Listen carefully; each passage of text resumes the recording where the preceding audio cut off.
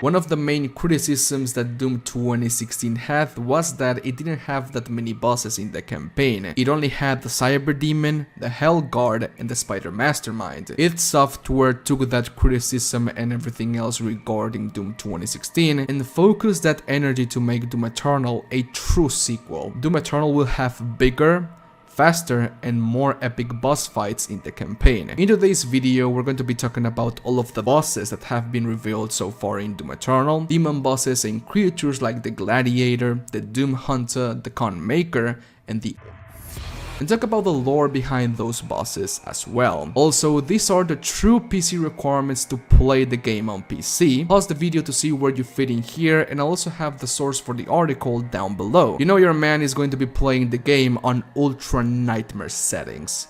Let me know down below what are your PC specs or if you're playing on console. If you like Doom Eternal and enjoy the videos I produce about the game, then please consider subscribing, as it is my goal to reach 100k subscribers before Doom Eternal comes out, because I'll also be doing a lot of content for Doom Eternal post-launch. Let's get this video to 5,000 likes, and thank you all so much for the incredible support. You guys are awesome. Never let your dreams die. This video is going to contain very minor spoilers about the backstory and lore of these demon bosses, lore and information that I believe will not affect your experience about the campaign in any way. Not even 5% of the game has been revealed yet, so we're all still very fresh.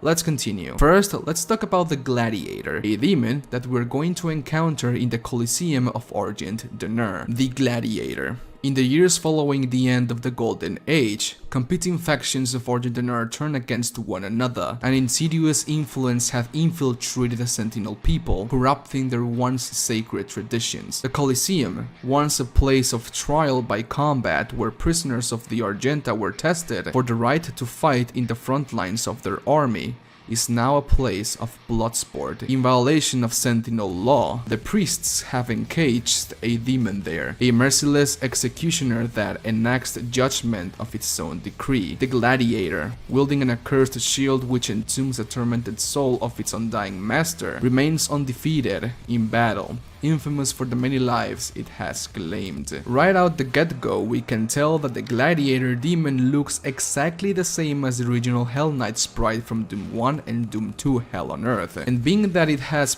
been pretty much confirmed by Vega that there is a multiverse imploding in the universe of Doom, then the Gladiator demon being one of the original Hell Knights is not too far-fetched. What's interesting though is that this demon is pretty much immortal, in the sense that he will not die if his flesh is consumed. This demon can only die if you destroy its shield, as his shield carries the tormented soul of his undying master. We have seen some clips of how the Gladiator demon is going to perform in the combat arenas. He can throw his Morning Star, which gives him an advantage, in quotes, advantage over long distances. I mean, we have guns, and he can use his impenetrable shield to fend off any incoming damage as well. I must say that I really like his design, and he reminds me more of how demons are portrayed in the ancient texts of humanity than the demons in the game of Doom Eternal, which is something really cool. Now, let's talk about the Doom Hunter. The Doom Hunter is also a super heavy demon in the campaign of Doom Eternal. He is first introduced as a boss in the campaign, but then he is going to become a recurring super heavy demon or sub-boss enemy in the combat encounters. The Doom Hunter, an ancient race of beast-like hunters.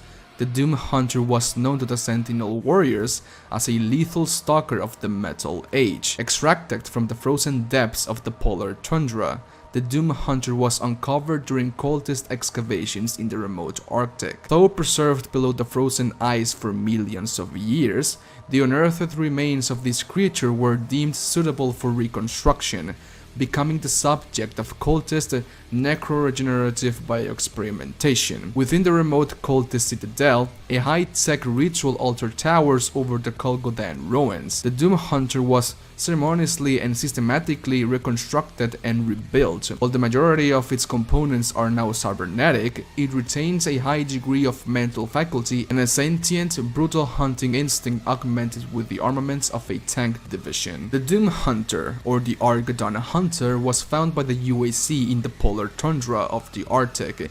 It's not stated if the demon was found on Earth or in a Hell excavation, but the fact remains that the cultists and the Hell priests reanimated and enhanced the Argadon Hunter to continue his hunt against the Doomslayer. It's kind of funny how two different entities from completely different origins are hunting the Doomslayer throughout the campaign of Doom Eternal, that being the Marauder and the Doom Hunter. The demon is going to have two phases. Phase number 1 is him hovering around with his sledge, shooting a barrage of rockets at you and using his rocket launcher, and phase number 2 will come when you finally disable his sledge. The Doom Hunter will exit his board and will get more up close and personal, using his Doom 64 chainsaw, dashing around to dodge your attacks, and overall he's going to become more agile and aggressive. Next up is something that we all thought about when she was revealed. The Khan Maker has been confirmed to be one of the bosses in Doom Eternal. We still haven't gotten any footage of the Khan in action, but we have seen footage of the Maker drones in action on battle mode. The Maker drones will shoot lasers from the distance, and even though it is said on the Codex of Eternal that the Maker drones are fodder enemies, Hugo Martin said that they are actually very heavy enemies as well. And because of the similarities between the drones and the Khan Maker are very noticeable, I guess that her moveset and attacks are gonna be somewhat like the Maker drones. Also, the Khan Maker is like, what, 11 foot tall, so the boss fight is going to be pretty epic in my opinion. Anyways, just what is the Khan Maker? Is she really a god or is she something else? The Khan Maker. Every 10,000 years, the collective Maker consciousness, known as the Singularity, births a Khan Maker, a supreme being bound by destiny to lead all of Urdak until the next Khan is burned. The Singularity, which contains the conscious soul data for every Maker that has ever lived and died, processes and refines this data as a means of selective evolution, as the Khan is hierarch of the conscious neural matrix in which each Maker is interconnected. It is physically impossible for a Maker to refuse the collective order of shared consciousness and disobey a Khan. This system has functioned without error since the creation of Urdak. Until now, with the disappearance of the father, the Makers are incapable of creating a successor to the Khan Maker lineage, allowing the existing Khan to hold her claim to the throne indefinitely. And well, this lets us know just one really important thing. Because of the disappearance of the father, the original Maker, the current Khan Maker can hold her throne indefinitely. She has broken the rule of the Sixth Seal, where no creature, being from Hell or Urdak, can interact with the mortal realm, that being our universe or Earth. And she has even forsaken billions of humans for the sake of more urgent power. In other words, power has gone to her head and she has gone crazy. All the Makers have been shown to have some type of armor over their bodies, so I wonder how they really look like on the inside. This Maker Angel, which is still from Urdak, looks vastly different from all of the Makers, and I find that very interesting. Now, this next part is going to contain spoilers of one of the bosses, if not the final boss in the game. I don't know, that's just speculation. The spoiler in and on itself is not that bad, as it confirms a theory that everyone had in Doom 2016. It only does that. But if you do not want to get spoiled, then I suggest you stop watching here. Now, let's talk about the boss that everyone wants to fight against in the campaign of Doom Eternal, that being the Icon of Sin. The Icon of Sin. As it is written in the prophecies of ancient Sentinel scriptures, the Titans, towering elder demons of the Infernal Age, would eventually return, unearthed from their immortal slumber. The Titans are believed to be the harbingers of the end times, primordial forces of chaos and destruction. Born from the heart of the betrayer's son, the icon of sin was given flesh by Hell's unholy design. This fearsome titan, forged from the essence of mortal suffering, once bore a human soul, a soul now transmogrified and entombed within the still beating heart of its former self. The betrayer, seeking to free his son from the eternal torment within the depths of hell, made an agreement, a pact sealed by the black fates of darkness, that promised to grant his son the chance to return from the dead. The son would live again, but not as a human. In hell's endless cruelty, the son was damned to become the icon, an inhumane existence bound only to its former humanity by the now disembodied, undying mortal heart. Yes, indeed, the icon of sin is the son of the betrayer.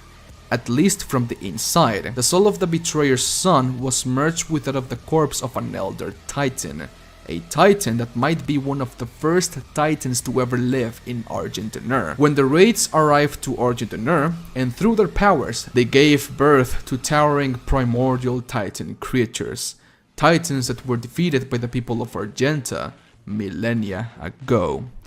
Ironic.